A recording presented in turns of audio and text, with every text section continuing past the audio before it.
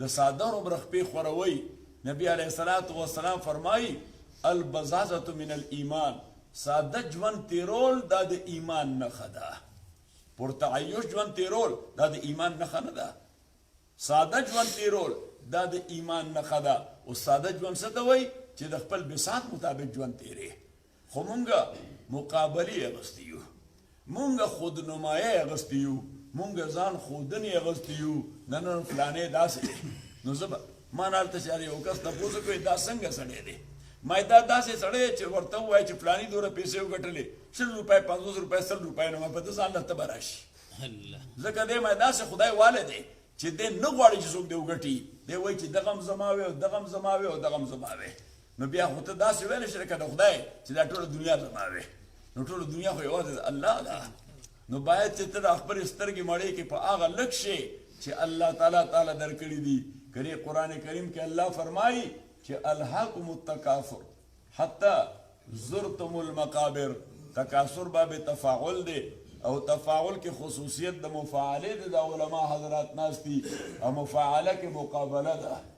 نو الهاکم التکاثر معنی شوه چې الهتکم المکاثرة، چې مؤوله کې نو الهتکم المکاثرة او مکاثره کې مقابله ده.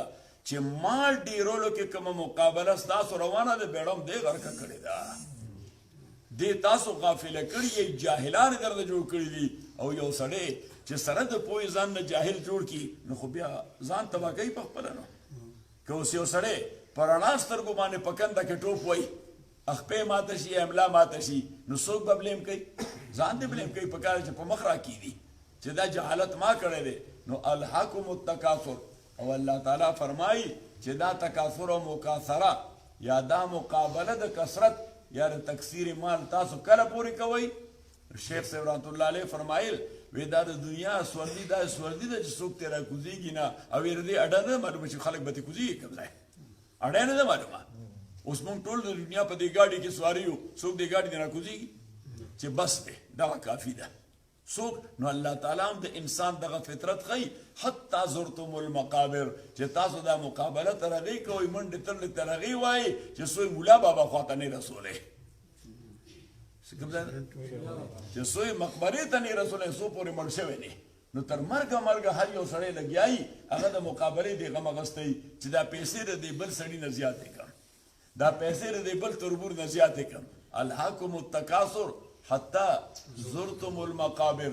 او ورپسې الله فرمایي کلا. نو دې کلا ته مونږ حرف الردع وایو. یو حرف نفي دی لا، او دا هغه حرف رد دی. لا څه شی دی؟ حرف الرد دی. او هر چې کلا دی دا حرف الردع دی. دا اضافه د عین، دا دلیل دی په شدت باندې. نو د لا معنا دا ده چې نه نه ته ګورې نه، او د کلا معنا دا ده نه. الله تعالی وایي کلا نه سوف تعلمون، زر به پوه شي. ثم بیا نه سوف تعلمون. دې ته ردع وایي. دې ته څه وایي؟ دې ته ردع وایي. الله تعالی ستا په ذهن کې اچوي چې دا خبره زما څومره ناخوښه شي. پلار چې دغسې غوسه وکړي د دې معنا دا ده چې هغه انتها ته رسېدلی دی. نو الله فرمایي چې کلا سوف تعلمون ثم کلا سوف تعلمون. نو بهر د دې راز مې ستاسو خدمت کې دا کو چې ژوند ساده کوي بلا ډېر مشکلات ورسره آسان شي. صحیح شو؟ ژوند ساده کوي بلا ډېر مشکلات. او ما ته وګورئ